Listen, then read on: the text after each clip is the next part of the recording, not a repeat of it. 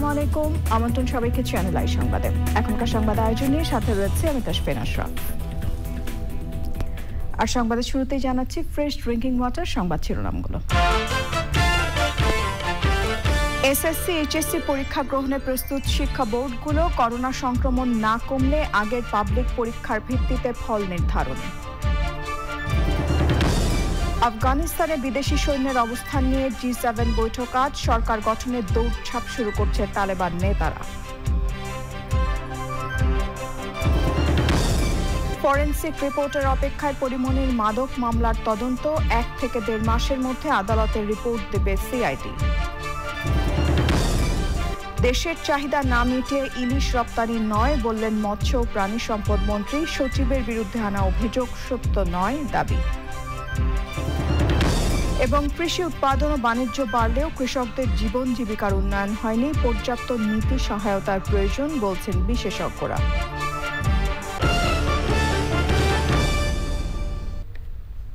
এছাড়াও নিটল টাটা বিশেষ সংবাদে থাকছে।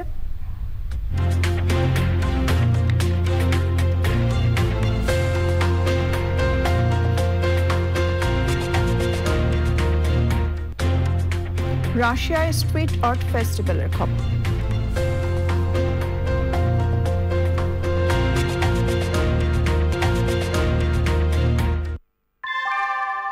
আনোয়ার শীট দামে কম, টিকে অনেক বেশি। আনোয়ার শীট। সংবাদ শিরোনামগুলো জানাচ্ছিলাম। এখনকার এই সংবাদ আয়োজন একই সঙ্গে চ্যানেল আই অনলাইনে লাইভ টিভি এবং চ্যানেল আই অনলাইনে ভেরিফাইড ফেসবুক পেজেও সরাসরি প্রচার হচ্ছে।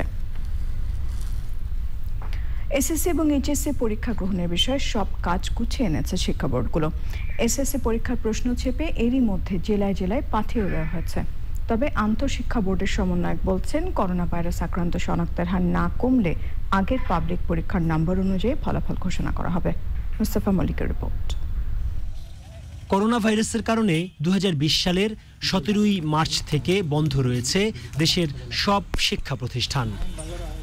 এরই মধ্যে করোনা ভাইরাস পরিস্থিতির কিছুটা উন্নতি হওয়ায় নভেম্বরে এসএসসি আর ডিসেম্বরে এইচএসসি পরীক্ষা গ্রহণের সম্ভাব্য সময় ঘোষণা করে সরকার। আন্তঃশিক্ষা বোর্ডের সমন্বয়ক ও ঢাকা শিক্ষা বোর্ডের চেয়ারম্যান বলছেন, সরকার ঘোষিত সময়ের কথা মাথায় রেখে পরীক্ষা গ্রহণের প্রস্তুতি চলছে। এসএসসি কমপ্লিট আর এইচএসসিটা এখন প্রেসে। এসএসসির আমাদের বিভিন্ন জেলায় প্রশ্ন চলে গেছে, এখন ওই 10টা প্রশ্ন দেওয়া থাকবে। ছাত্রছাত্রীদেরকে আমরা বলবো যে এখান থেকে 2টা বা 3টা প্রশ্ন আনসার করো, তারপরও আমরা পরীক্ষাটা নিতে চাচ্ছি। তবে করোনা সংক্রমণ না কমলে বিকল্প উপায়ে যাওয়া ছাড়া আর কোনো পথ নেই। করোনার কারণে যদি পরীক্ষার সময় পরীক্ষা নিতে না পারে, আমাদের মাননীয় মন্ত্রী মহোদয় কিন্তু সেকেন্ড অপশনের কথা বলেছেন, যে তখন আমরা গতবারের মতো সাবজেক্ট ম্যাপিং প্লাস এখন যে অ্যাসাইনমেন্ট নিচ্ছি সেখান থেকে হয়তো আমরা 5% বা 10% নাম্বার আমরা যোগ করে দিব। থার্ড অপশনটা হলো গতবারের মতো আবার সেই শুধু সাবজেক্ট ম্যাপিংয়ে রেজাল্ট দেওয়া। শিক্ষা প্রতিষ্ঠান বন্ধ রাখা অথবা পরীক্ষা হওয়া না হওয়ার মতো যে কোনো সিদ্ধান্ত চূড়ান্ত করা হয় বিশেষজ্ঞ কমিটির সুপারিশে। Mustafa Mallik, Channel I, Dhaka. স্বাস্থ্যবিধি মেনে সেপ্টেম্বরের প্রথম সপ্তাহে সারা দেশে সব শিক্ষা প্রতিষ্ঠান খুলে দেওয়ার দাবি জানিয়েছেন বিশ্ববিদ্যালয় শিক্ষক নেটওয়ার্ক।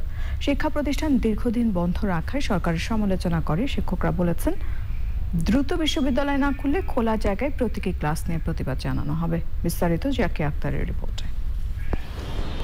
ধাপে ধাপে সবকিছু খুলে দেওয়া হলেও করোনা মহামারীর কারণে টানা প্রায় 1.5 বছর সব শিক্ষা প্রতিষ্ঠান বন্ধ রেখেছে সরকার। বিশ্ববিদ্যালয় শিক্ষক নেটওয়ার্কের আয়োজনে সারা দেশে শিক্ষা প্রতিষ্ঠান খুলে দেওয়ার দাবিতে আলোচনায় বিভিন্ন বিশ্ববিদ্যালয়ের শিক্ষকরা বলেন, বিপর্যস্ত শিক্ষা খাতকে বাঁচাতে শিগগিরই স্বাস্থ্যবিধি মেনে সরকারের উচিত শিক্ষা প্রতিষ্ঠান খুলে দেওয়া। সরকার গাফিলতি করবে না, স্বাস্থ্যবিধি মেনে সেপ্টেম্বরের প্রথম সপ্তাহের মধ্যে সকল বিশ্ববিদ্যালয় সহ শিক্ষা প্রতিষ্ঠান একের পর এক খুলে নেওয়ার উদ্যোগটা শুরু করতে হবে। মারাত্মক রকম ভাবে মানসিক স্বাস্থ্যের ঝুঁকিতে আছে, সেক্ষেত্রে কিন্তু তারা কোনো ছাড় পাচ্ছে না। আজকে যে তরুণ অসুস্থ হওয়ার সম্ভাবনা আছে, সেই তরুণকে আমরা আটকে রাখছি ঘরে, শিক্ষা প্রতিষ্ঠানের বাইরে রাখছি। সে বাড়িতে থেকে তার অসামাজিক ভাবে থেকে সে কিন্তু সারা জীবনের জন্য একটা মানসিক অসুস্থতার মধ্যে চলে যেতে পারে। বিশ্ববিদ্যালয়গুলোতে টিকাদান কেন্দ্র খুলে শিক্ষার্থীদের ভ্যাকসিনের আওতায় আনার দাবি জানান তারা। শিক্ষার্থীরা যদি আশেপাশের এলাকাতে এসে থাকতে পারে তাহলে তাদের বিশ্ববিদ্যালয় হলে থাকতে সমস্যা কোথায়? একটি বা দুটি ব্যাচকে কি হলে রাখা খুব বেশি কঠিন কোনো কাজ? এরকম ব্যবস্থা আমরা দেখতে পাচ্ছি। সরকারের কাছে এবং সংশ্লিষ্ট সকলের কাছে জোর দাবি জানাবো, যত শীঘ্র সম্ভব আমাদের ছাত্রদেরকে ক্যাম্পাসে ফিরিয়ে আনুন। তরুণ প্রজন্মকে শারীরিক ও মানসিকভাবে সুস্থ রাখতে সরকারকে 11টি দিক নির্দেশনা দিয়েছে বিশ্ববিদ্যালয় শিক্ষক network. Zakia Akter, Channel I, Dhaka. আফগানিস্তানে বিদেশি সৈন্যের অবস্থান নিয়ে আজ বৈঠকে বসছে G7। তবে বৈঠকের আগেই 31শে আগস্টের মধ্যে সৈন্য প্রত্যাহার সম্ভব নয় বলে আভাস দিয়েছে জার্মানি এবং যুক্তরাজ্য। এর মধ্যে সরকার গঠনের দৌড়ঝাঁপ শুরু করেছেন তালেবানরা।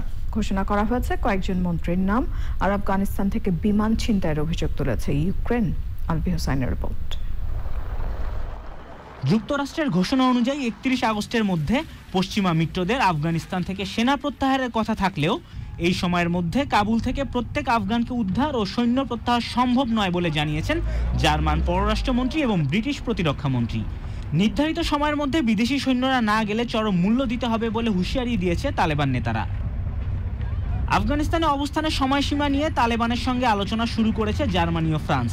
এ নিয়ে G7 এর বৈঠকে জো বাইডেনও নিজ দেশের সৈন্য প্রত্যাহার নিয়ে সিদ্ধান্ত জানাবেন বলে ধারণা করা হচ্ছে। তালেবান সরকার গঠনের প্রক্রিয়া চলছে জোরে সোরে। সাবেক প্রেসিডেন্ট হামিদ কারজাই ও হাই কাউন্সিল ফর ন্যাশনাল রিকনসিলিয়েশনের চেয়ারম্যান আব্দুল্লাহ কাবুলে দফায় দফায় শীর্ষ নেতাদের সঙ্গে বৈঠক করেছেন। অর্থমন্ত্রী করা হয়েছে গুল আগাকে, ভারপ্রাপ্ত স্বরাষ্ট্রমন্ত্রী হয়েছেন সদর ইব্রাহিম ও নাজিবুল্লাহ হবেন গোয়েন্দা প্রধান। কাবুলের গভর্নর করা হয়েছে মোল্লা শিরিনকে, আর রাজধানীর মেয়র হলেন হামদুল্লাহ নোমানি। কেন্দ্রীয় ব্যাংকের নতুন গভর্নর হচ্ছেন হাজি মোহাম্মদ ইদ্রিস। আফগানিস্তানের সব পক্ষের অংশগ্রহণে একটি নতুন সরকার গঠন করা হবে বলে জানিয়েছেন তালেবান সাংস্কৃতিক কমিশনের মুখপাত্র আব্দুল কাহার বালখি। আল জাজিরাকে দেওয়া সাক্ষাৎকারে তিনি দেশ ও দেশের বাইরে সকলের সহযোগিতা চেয়ে আফগানদের দেশ ছেড়ে যাওয়াকে হতাশাজনক বলে মন্তব্য করেছেন। তালেবান নেতা আব্দুল গানি বারদারের সঙ্গে সাক্ষাৎ করেছেন যুক্তরাষ্ট্রের কেন্দ্রীয় গোয়েন্দা সংস্থা CIA এর পরিচালক উইলিয়াম বার্নস। তবে CIA বা তালেবানের পক্ষ থেকে সাক্ষাতের বিষয়ে কিছুই জানানো হয়নি।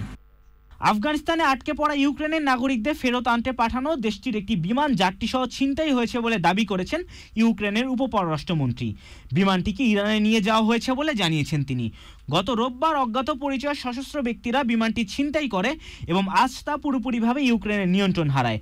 তবে ইরান ইউক্রেনের দাবি প্রত্যাখ্যান করে জানিয়েছে বিমানটি জ্বালানি সংগ্রহের জন্য ইরানের মাসাদ বিমানবন্দরে অবতরণ করলেও তা কিয়েভের উদ্দেশ্যে রওনা হয়। Alvi Hossain, Channel I.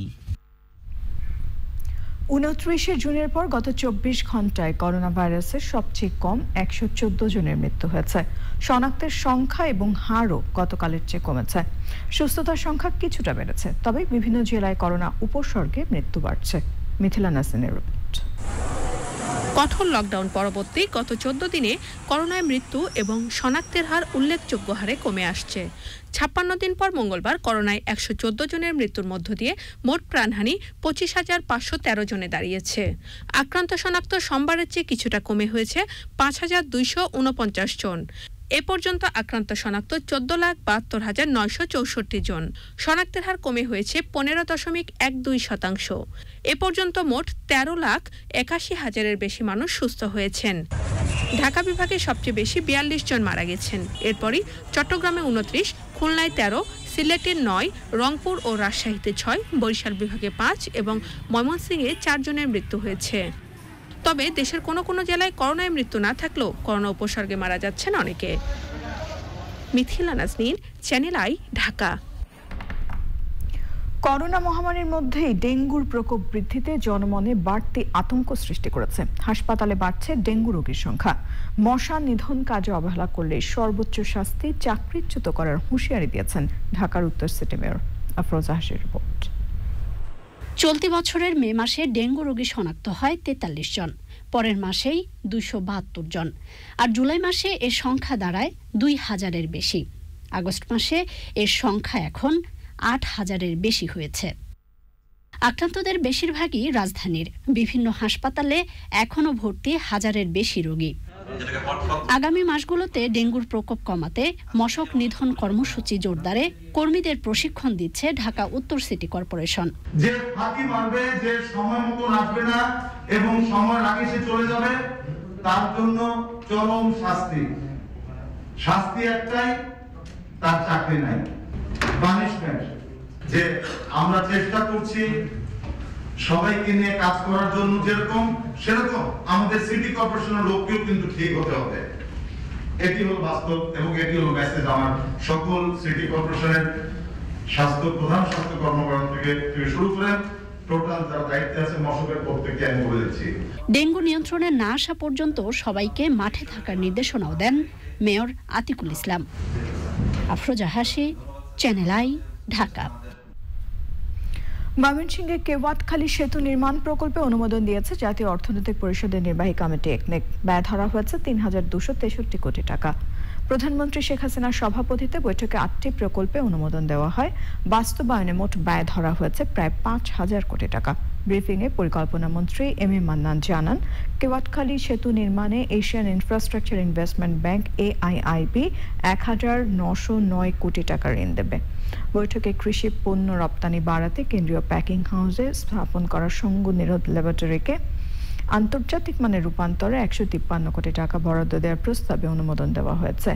এছাড়া ঢাকা উত্তর সিটি কর্পোরেশনকে চলমান একটি প্রকল্প শেষ করতে আরও ৬৬ কোটি টাকা দেওয়া হচ্ছে।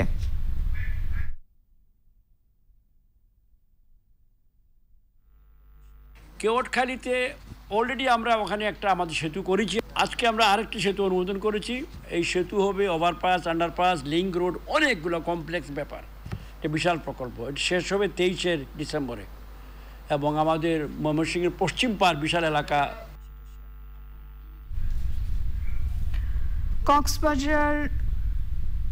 কক্সবাজারে অবসরপ্রাপ্ত মেজর সিনহা মোহাম্মদ রাশেদ খান হত্যা মামলায় দ্বিতীয় দিনের দ্বিতীয় সাক্ষীর সাক্ষ্য গ্রহণ চলছে।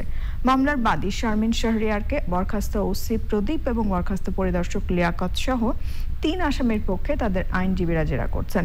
সোমবার সাক্ষ্য গ্রহণের প্রথম দিন শুধু বাদী শারমিন শাহরিয়ারের সাক্ষ্য গ্রহণ এবং 12 আসামির পক্ষে তাদের আইনজীবীরা তাকে জেরা করেন। পরে আদালতে কার্যক্রম মুলতবি ঘোষণা করেন জেলা জজ মোহাম্মদ ইসমাইল। 25 আগস্ট সাক্ষ্য গ্রহণ শেষ হবে।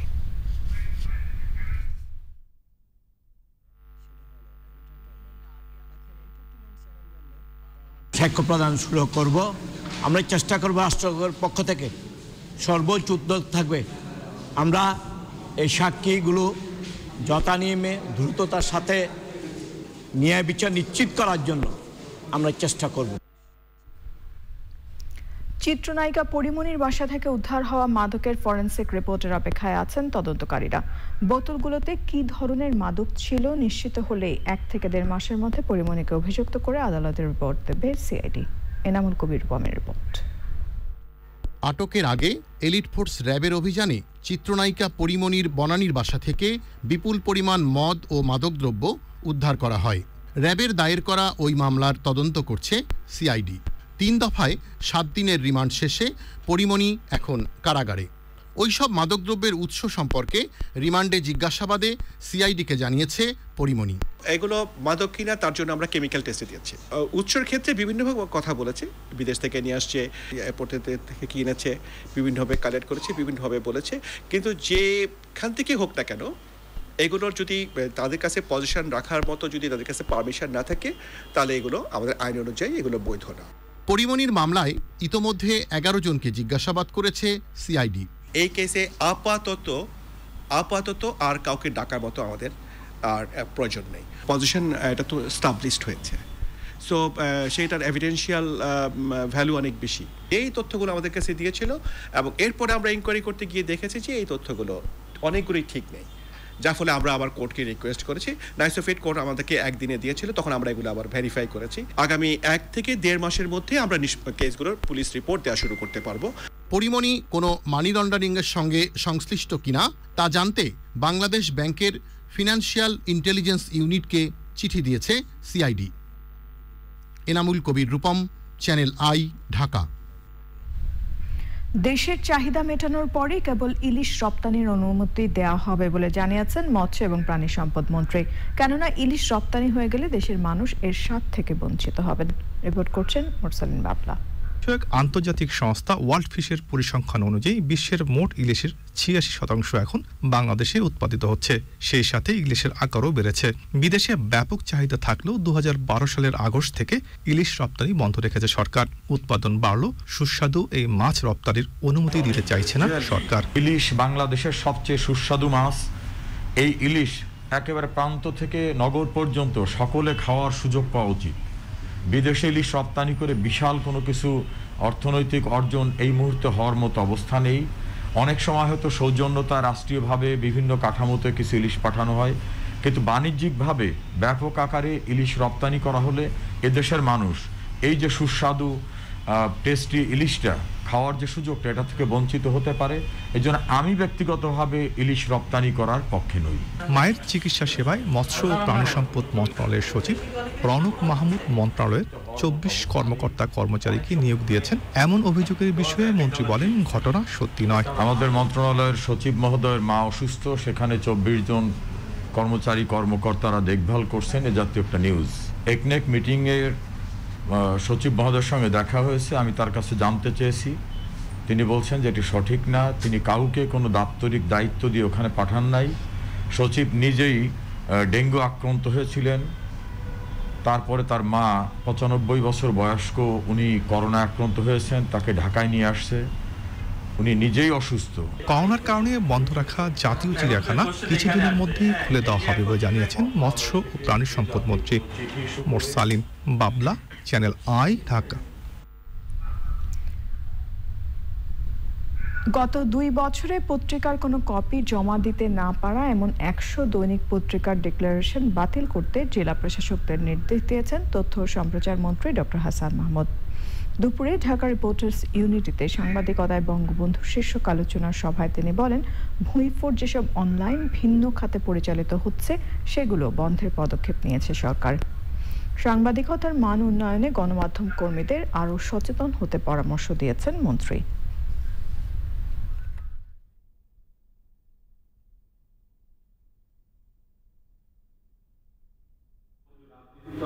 ৪৫০ দৈনিক পত্রিকা গত ২ বছরে একটি কপিও জমা দেয়নি। আমরা তাদের বিরুদ্ধে ধীরে ধীরে ব্যবস্থা গ্রহণ করছি। এগুলো হচ্ছে ভুতুরে পত্রিকা। এই ভুতুরে পত্রিকায় যাদেরকে নিয়োগ দেওয়া হয় তাদের কোনো বেতন দেওয়া হয় না, এরা চাঁদাবাজিতে লিপ্ত হয়, নানা কিছুর সাথে যুক্ত হয় এবং সেই বদনামটা সাংবাদিক সমাজের উপর বর্তায়। এটি কখনো সমীচীন না। এরই সাথে সংবাদে নিয়ে নিচ্ছে অশোক লীলানি ফাদটস বিরতি। আর বিরতির পর যা থাকছে, ২ সপ্তাহের ব্যবধানে গ্রিসে আবারও দাবানল চলছে, আশেপাশের মানুষকে নিরাপদ এলাকায় সরিয়ে নেওয়ার কার্যক্রম।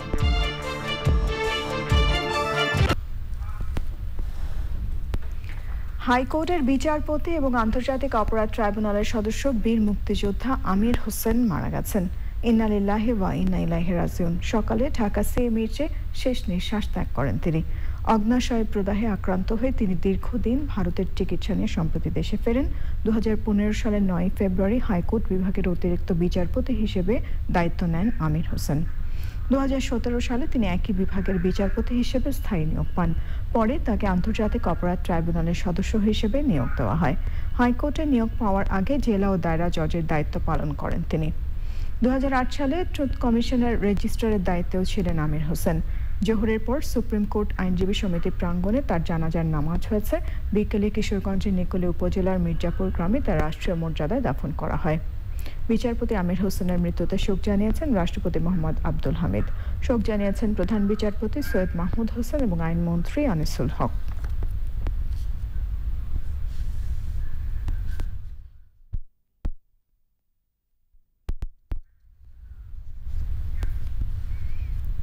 দিনের পর দিন দেশের কৃষি উৎপাদন এবং বাণিজ্য বাড়লেও কৃষকদের জীবন জীবিকার উন্নয়ন আশানুরূপ হয়নি। এজন্য পর্যাপ্ত নীতি সহায়তার প্রয়োজন বলে মনে করেন বিশেষজ্ঞরা। জাতিসংঘের ফুড সিস্টেম সামিটের অংশ হিসেবে এমিনেন্স বিডির আয়োজনে বাংলাদেশের কৃষক এবং খাদ্য শ্রমিকদের জীবন জীবিকার সম্ভাবনা এবং চ্যালেঞ্জ নিয়ে আয়োজিত ওয়েবিনারে আলোচকরা কথা বলেন। লায়লা নওশিনের রিপোর্ট। স্বাধীনতার পর কৃষি ও খাদ্য উৎপাদনে বৈপ্লবিক পরিবর্তন এসেছে বাংলাদেশে। বাংলাদেশ এখন খাদ্যে স্বয়ংসম্পূর্ণ।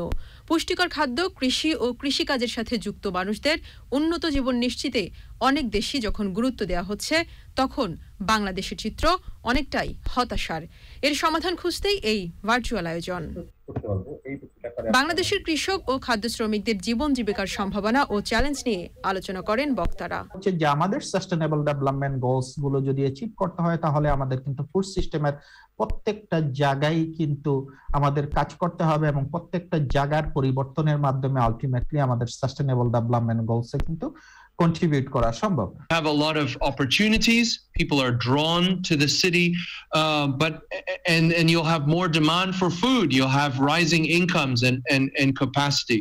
এবং চ্যালেঞ্জ মোকাবেলা করে এই উৎপাদন ক্ষেত্রটাকে আরো গতিশীল করা যায় এবং তাদেরকে মানবিক জীবন যাপনে অভ্যস্ত করা যায়, সে বিষয়ে বক্তব্য রেখেছেন। বাণিজ্যিক কৃষির এই যুগে কৃষকদের স্বাস্থ্য ও জীবন জীবিকার মান উন্নয়নের জন্য পর্যাপ্ত নীতি সহায়তার প্রয়োজন বলে মনে করেন কৃষি উন্নয়ন ও গণমাধ্যম ব্যক্তিত্ব শাইখ সিরাজ। অকুপেশনাল হ্যাজার্ড কৃষকদের, এটা নিয়ে কেউ কি কখনো ভেবেছে? আজকে কৃষক যে জমিতে কাজ একটু আগে পেস্টিসাইড স্প্রে করলো, ওর কাদা পানিতে নামছে, তার পাটা দুদিন আগেই কাটা ছিল, শামুকে লেগে কেটেছে, ওই পায়ের ভিতরে পট্টি দিয়ে সে আবার নামছে, গ্যাংগ্রিন হচ্ছে, 3 দিন পরে আঙ্গুল কেটে ফেলছে। I have seen this things, lot of story like that. এগুলো নিয়ে কেউ কোনোদিন কথা বলে না। এগ্রিকালচার এখন 100% কমার্শিয়াল ভেঞ্চার। যেহেতু কমার্শিয়াল ভেঞ্চার, এখানে অটোমেটিক্যালি ইনভেস্টমেন্ট হবে। এই ইনভেস্টমেন্টে কৃষক আসতে পারবে না, তো অটোমেটিক্যালি তার নিউট্রিশনের কথা বলেন, দরিদ্র কৃষকের ফুড সাপ্লাই কথা বলেন, তার গুড লাইভলিহুডের কথা বলেন, এই ভাবনার জায়গাটা তো বড় কঠিন। কি করে আপনি ভাববেন? এখানে এসিউরেন্স দরকার, পলিসি সাপোর্টের দরকার। অর্থনৈতিক উন্নয়নে আন্তর্জাতিক বাজারে বাংলাদেশের কৃষি পণ্য বাজারজাতকরণে গুড এগ্রিকালচার প্র্যাকটিসের উপরও জোর দেন বক্তারা। লাইলা নৌশিন, চ্যানেল আই, ঢাকা। এবারে জিপিএইচ ইস্পাত বাংলাদেশের অগ্রযাত্রা সংবাদ।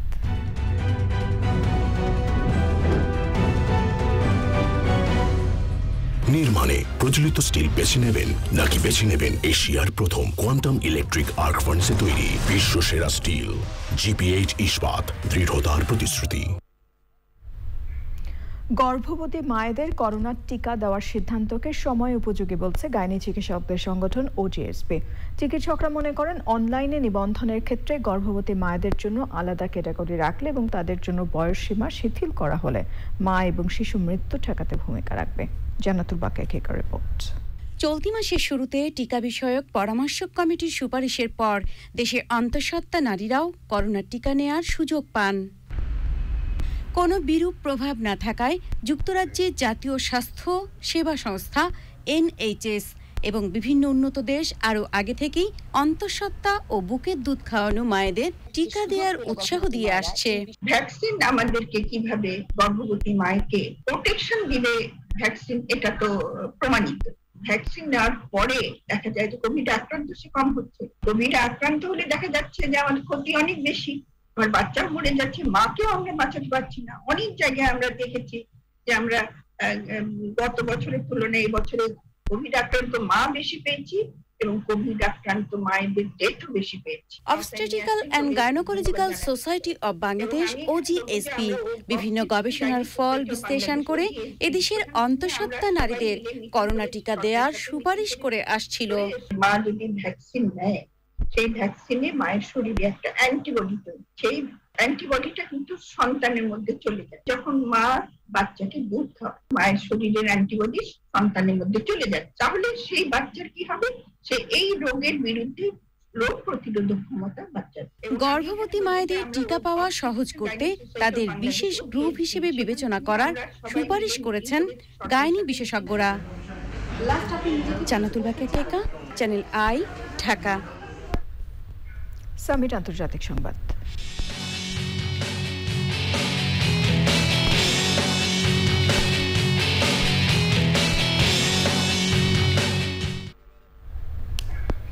দু সপ্তাহের কম সময়ের ব্যবধানে গ্রিসে আবারও দাবানল শুরু হয়েছে।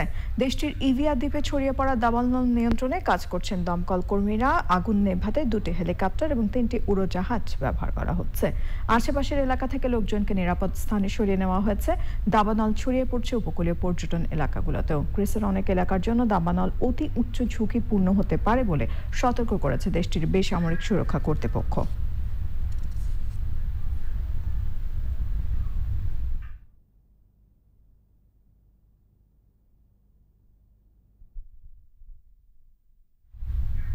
এবারে নিটল টাটা বিশেষ সংবাদ।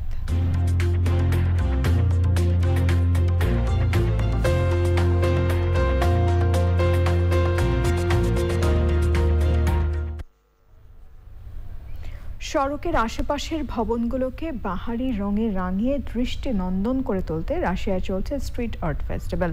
স্টেনোগ্রাফিয়া হিসেবে পরিচিত রাশিয়ার অন্যতম এই শিল্প উৎসবের 12তম আয়োজনে অংশ নিয়েছেন দেশি বিদেশি 20 জন শিল্পী। সড়কের পাশের ধূসর দেয়ালটি শিল্পীর তুলির আঁচড়ে উজ্জ্বল রঙিন শিল্পকর্মের মাধ্যমে নগরবাসী তথা পর্যটকদের কাছে আকৃষ্ট করে তোলাই তাদের কাজ। এই উৎসবকে বিশ্বব্যাপী ছড়িয়ে দেওয়া এবং শিল্পী এবং শহরবাসীর মধ্যে সেতু বন্ধন তৈরি করতে ব্যতিক্রমে এই আয়োজন বলে জানান উদ্যোক্তারা। শহরকে দৃষ্টিনন্দন করার 12তম এই উৎসব শুরু হয়েছে জুলাই মাসে, চলবে চলতি মাসের শেষ দিন পর্যন্ত।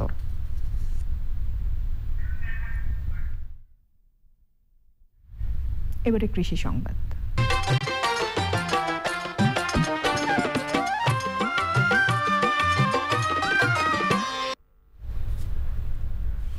চাঁদপুরে এবার পাটের ফলন এবং বাজার মূল্য কৃষকের অনুকূলে। পাট এবং পাটখড়ির কাঙ্ক্ষিত দাম পাচ্ছেন তারা।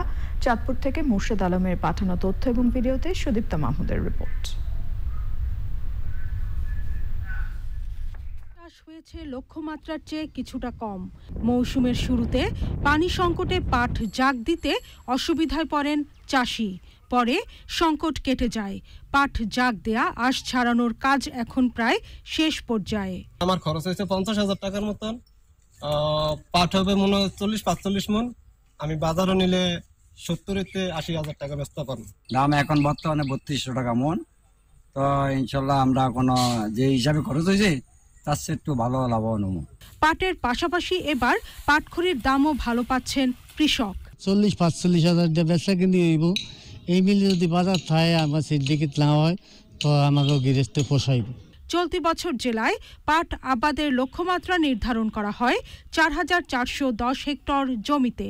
আবাদ হয়েছে 4,105 হেক্টরে। আমরা কৃষকদেরকে পাট চাষের জন্য আধুনিক প্রযুক্তি সরবরাহ করে আসছি এবং পাট চাষের জন্য যে সার এবং বীজ যথাসময়ে কৃষক পর্যায়ে অ্যাভেলেবল করার জন্য আমরা চেষ্টা করেছি, যার জন্য পাটের আবাদ এলাকা অনেক হয়েছে। চাঁদপুরের বেশি পাট আবাদ হয়েছে জেলা সদর ও মতলব দক্ষিণ উপজেলায়। Sudipta Mahmud, channel I. এখন দেখবেন প্রকৃতি সংবাদ।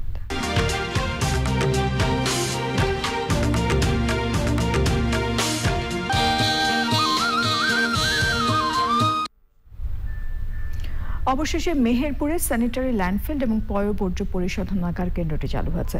পরিচ্ছন্ন দুর্গন্ধমুক্ত হয়েছে শহরের পরিবেশ। দীর্ঘদিন ধরে স্বস্তি পেয়েছেন পৌরবাসী। গোলাম মোস্তফার রিপোর্ট। মেহেরপুর শহরের দিনে প্রায় 14 টন ময়লা আবর্জনা জমে। এতদিন পৌর এলাকার বিভিন্ন সড়কের পাশে ময়লা ফেলা হতো। এতে নগরীর পরিবেশ বিপর্যস্ত হয়ে পড়ে।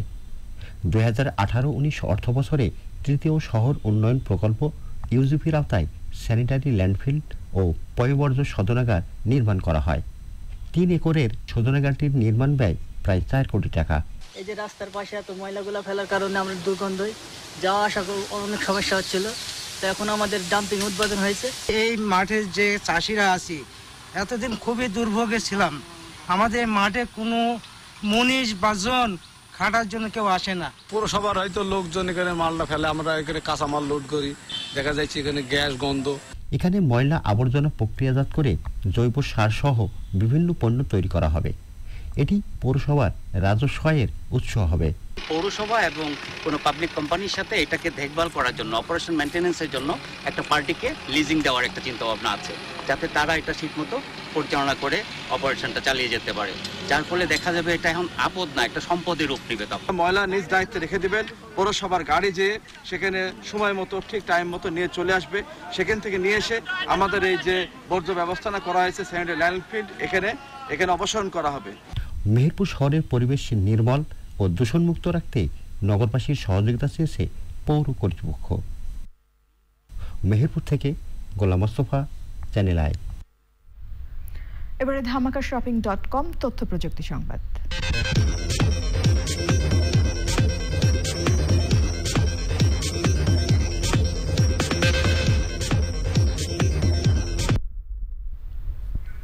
মাইক্রোসফট 365 সফটওয়্যার বান্ডেলের দাম বাড়াবে মাইক্রোসফট কর্পোরেশন। প্রতিষ্ঠানটি জানিয়েছে সফটওয়্যার বান্ডেলটির দাম 20% পর্যন্ত বাড়তে পারে।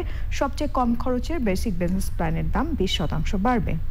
ব্যবহারকারী প্রতি খরচ $5 থেকে বেড়ে $6 হবে। অন্যদিকে ব্যয়বহুল প্ল্যানগুলোর দাম বাড়বে 12.5%। ব্যবহারকারী প্রতি দাম $32 থেকে বেড়ে $36 গিয়ে দাঁড়াবে। তবে সফটওয়্যারের সাধারণ ভোক্তা এবং শিক্ষা সংস্করণের দাম পরিবর্তিত হবে না বলে জানিয়েছে মাইক্রোসফট। এবারে পপুলার লাইফ ইন্স্যুরেন্স বাণিজ্য সংবাদ।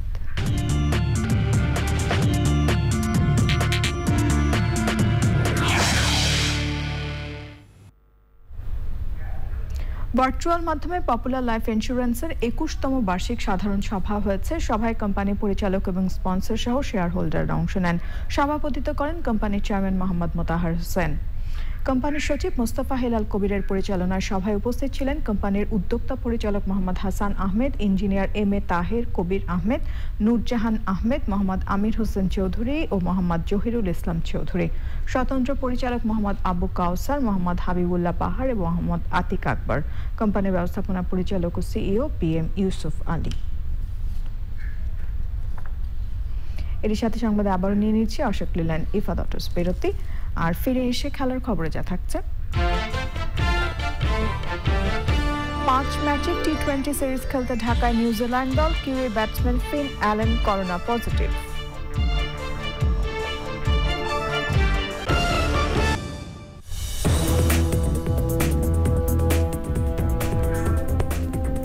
ফিরে এলাম সবশেষ আয়োজনগুলো নিয়ে। আওয়ামী লীগ সাধারণ সম্পাদক ওবায়দুল কাদের জানিয়েছেন শীঘ্রই 21শে আগস্টের গ্রেনেড হামলার শুনানি করা হবে। আওয়ামী লীগ নেত্রী আইভি রহমানের 17তম মৃত্যুবার্ষিকীতে শ্রদ্ধা জানিয়ে দলের সাধারণ সম্পাদক বলেন, দল অন্তঃপ্রাণ মানুষ ছিলেন আইভি রহমান। সকালে বনানী কবরস্থানে আওয়ামী লীগের বিভিন্ন সহযোগী এবং ভাতৃপ্রতিম সংগঠন আইভি রহমানের পরিবারের সদস্যরা তার কবরে শ্রদ্ধা জানান। 2004 সালের 21শে আগস্ট গ্রেনেড হামলায় আহত হয়ে চিকিৎসাধীন অবস্থায় 24 আগস্ট তিনি মৃত্যুবরণ করেন।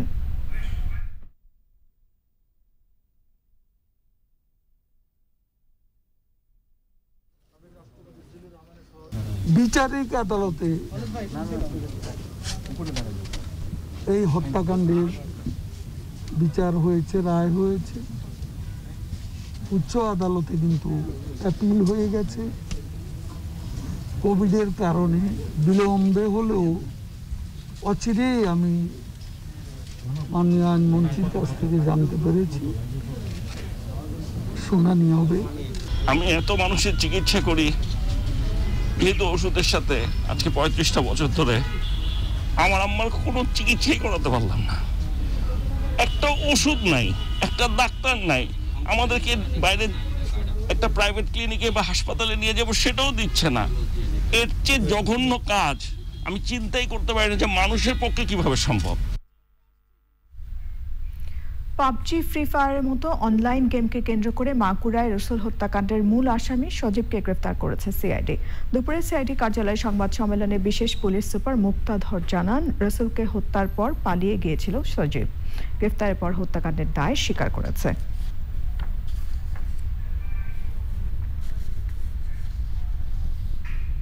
এবারে ই-ভ্যালি খেলার খবর।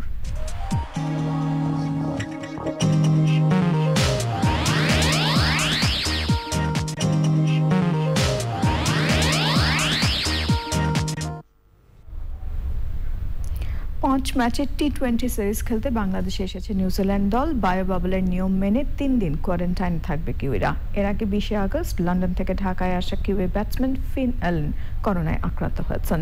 সুরক্ষা বলয়ে প্রবেশ করেছেন বাংলাদেশের ক্রিকেটাররাও। 27 আগস্ট অনুশীলন শুরু করবে দুই দল। সাদি মাহমুদের রিপোর্ট। 2013 সালের পর এই প্রথম দ্বিপাক্ষিক সিরিজ খেলতে বাংলাদেশের টিম নিউজিল্যান্ড। অন্যদিকে এ সময়ের মাঝে 3 দফা নিউজিল্যান্ড সফর করেছে বাংলাদেশ। এবছরের শুরুতেও সীমিত ওভারের সিরিজ খেলে এসেছে টিম টাইগার্স।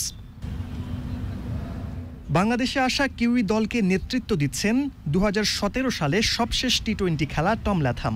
সফরের আগেই টি-20 বিশ্বকাপের দল ঘোষণা করেছে নিউজিল্যান্ড। সেই দলের একজনকেও বাংলাদেশে পাঠায়নি নিউজিল্যান্ড ক্রিকেট বোর্ড। সেক্ষেত্রে বলতে গেলে দ্বিতীয় সারির দল নিয়েই বাংলাদেশে খেলতে এসেছে কিউইরা। এর আগে গত 20 আগস্ট ইংল্যান্ডের দ্য 100 টুর্নামেন্ট খেলে সরাসরি ঢাকা আসে অলরাউন্ডার কলিন ডি গ্র্যান্ডহোম ও ব্যাটসম্যান ফিন অ্যালেন। টিম নিউজিল্যান্ডের জন্য দুঃসংবাদ হয়ে এসেছে ফিন অ্যালেনের করোনায় আক্রান্ত হওয়ার খবর। আপাতত আইসোলেশনে আছেন এই কিউই ব্যাটসম্যান। টিম বাংলাদেশও জৈব সুরক্ষা বলয়ে প্রবেশ করেছে। 2 দফা করোনা টেস্টের ফল নেগেটিভ আসলেই মিলবে অনুশীলনের সুযোগ। সব ঠিক থাকলে 27 আগস্ট থেকে অনুশীলন শুরু করবে দুই দল।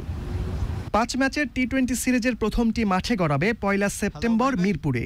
একই মাঠে সিরিজের বাকি ম্যাচগুলো অনুষ্ঠিত হবে 3, 5, 8 ও 10 সেপ্টেম্বর। সাদি মাহমুদ, চ্যানেল আই, ঢাকা। সেপ্টেম্বরে কিরগিজস্তানের 3 নেশনস কাপ ফুটবলের জন্য 23 সদস্যের বাংলাদেশ দল ঘোষণা করেছে বাংলাদেশ ফুটবল ফেডারেশন বা ফুফে।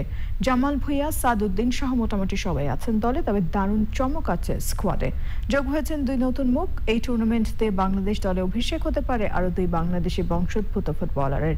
এই দুজন হলেন ফ্রান্স প্রবাসী মিডফিল্ডার তাহমিদ আলম এবং কানাডায় বসবাসরত আক্রমণ ভাগের খেলোয়াড় রাহবার ওয়াহেদ খান। 2 সেপ্টেম্বর কিরগিজস্তান এবং প্যালেস্টাইন ম্যাচ দিয়ে শুরু হবে 3 নেশনস কাপ। 5 সেপ্টেম্বর প্যালেস্টাইনের বিপক্ষে এবং 7 তারিখ স্বাগতিক কিরগিজস্তানের বিপক্ষে মাঠে নামবে বাংলাদেশ। এর বাইরে 9 তারিখ কিরগিজস্তান অনূর্ধ্ব 23 দলের সাথে একটি ম্যাচ খেলবে লাল সবুজরা।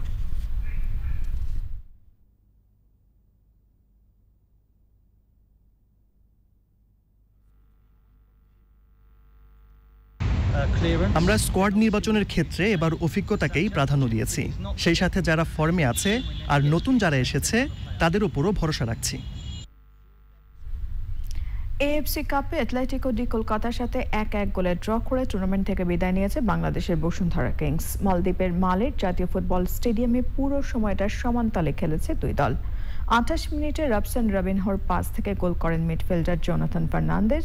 1-0 লিড পায় বসুন্ধরা কিংস। প্রথমার্ধের অতিরিক্ত সময়ে ফাউল করে লাল কার্ড দেখেন বসুন্ধরার সুশান্ত ত্রিপুরা। 10 জনের দলে পরিণত হয় অস্কার ব্রেজনের দল। তারপরও মোহনবাগানের সাথে সমান তালে খেলছিল বসুন্ধরা। 62 মিনিটে লেস্টনের গুছিয়ে দেওয়া ছোট্ট পাসে উইলিয়ামসের গোলে সমতায় ফেরে ম্যাচ। শেষের দিকে আরও কয়েক দফা চেষ্টা করেও গোল করতে পারেনি বসুন্ধরা কিংস। ড্র করলেও আগের 2 ম্যাচ জেতায় এএফসি কাপের ইন্টার জোনাল সেমিফাইনালে পৌঁছে গেছে মোহনবাগান। এর সাথে সংবাদের একেবারে শেষ পর্যায়ে আমরা শেষ করবার আগে ফ্রেশ ড্রিঙ্কিং ওয়াটার সংবাদ শিরোনামগুলো জানাচ্ছি আরও একবার। এসএসসি এইচএসসি পরীক্ষা গ্রহণে প্রস্তুত শিক্ষা বোর্ডগুলো। করোনা সংক্রমণ না কমলে আগের পাবলিক পরীক্ষার ভিত্তিতে ফল নির্ধারণ। আফগানিস্তানে বৈদেশি সৈন্যের অবস্থান নিয়ে G7 বৈঠক আজ। সরকার গঠনের দৌড়ঝাঁপ শুরু করছেন তালেবান নেতারা। ফরেনসিক রিপোর্টের অপেক্ষায় পরিমনির মাদক মামলার তদন্ত। 1 থেকে 1.5 মাসের মধ্যে আদালতে রিপোর্ট দেবে সিআইডি। দেশের চাহিদা না মিটিয়ে ইলিশ রপ্তানি নয় বললেন মৎস্য ও প্রাণী সম্পদ মন্ত্রী। সচিবের বিরুদ্ধে আনা অভিযোগ সত্য নয় দাবি।